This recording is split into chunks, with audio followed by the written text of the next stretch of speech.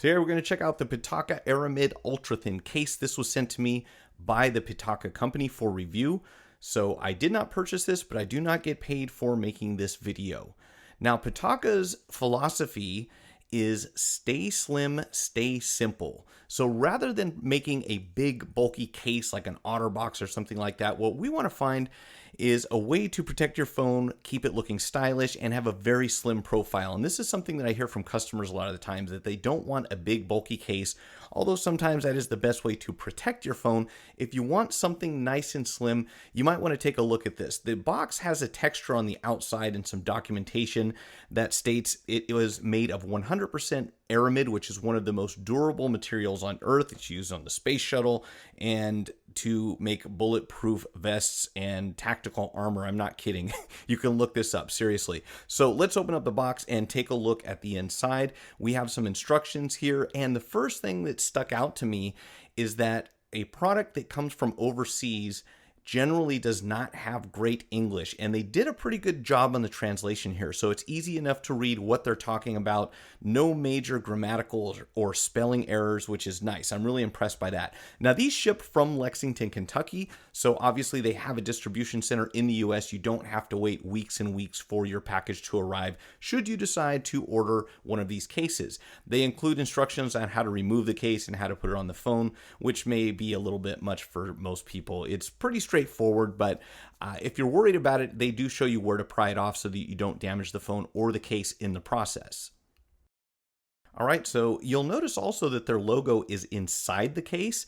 They don't print it on the back of or anywhere on the outside of the case. It's very thin, coming in at 0.65 millimeters. So this is not going to add a lot of thickness to your phone or make it any bigger or bulkier than it already is. The back side of this is very smooth. It does not have a texture.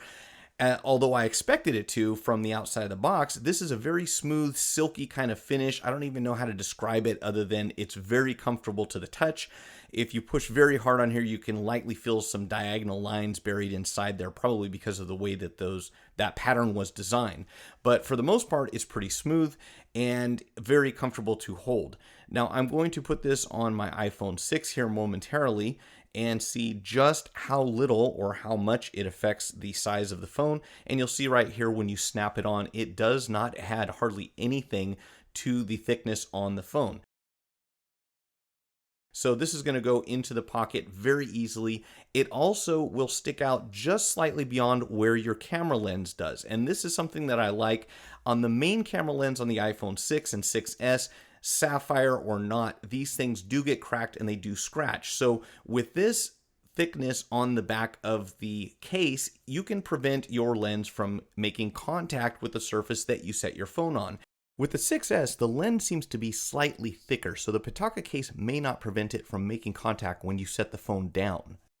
So the back of this is very smooth, but it does not slide around on any surface that I set it on, which was really a surprise because I kind of expected it to be a lot more slick than it is, but it does grip the surface well enough. Now, Aramid fibers are a class of heat-resistant, strong synthetic fibers. I was not joking. This is seriously the same type of material that they use to make body armor. So this is a pretty durable, or advertised as a very durable case as far as impact and scratch resistance goes. So we're going to check that out shortly and see just how scratch resistant it is.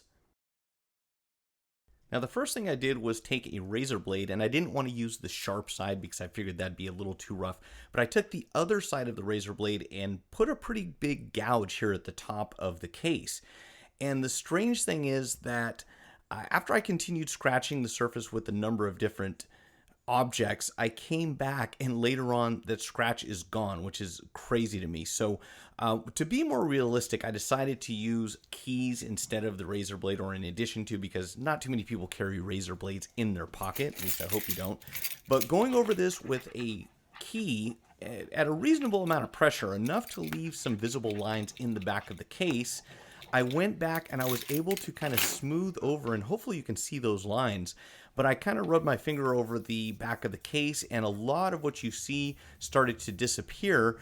And what's even crazier is that when I went back about half an hour later, it was almost as if there was some sort of self-healing properties built into this case. I'm not sure exactly what happened, but the majority of the scratches that was there, including that long gouge up at the upper end of the case, are almost completely invisible at this point. So it's pretty impressive. I mean, initially I thought it took the scratch pretty badly, but over time and over just kind of wiping down the back of the phone, it's almost as if they disappeared completely.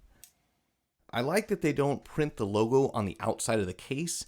The texture's smooth and feels good to the touch. It slides into your pockets easily, and it won't drag the contents like your currency out like a rubberized case might. It does cover the Apple logo, which isn't a big deal to me, but some people may find that to be undesirable. This product is a perfect solution for those who love slim cases, and the design does match the Aramid case's slogan, thinner, lighter, sleeker. If you found the video helpful, like it, share it, check out my channel for more tutorials and product reviews, and most of all, remember to hit the subscribe button. Feel free to leave your feedback in the comments section, and thanks for watching.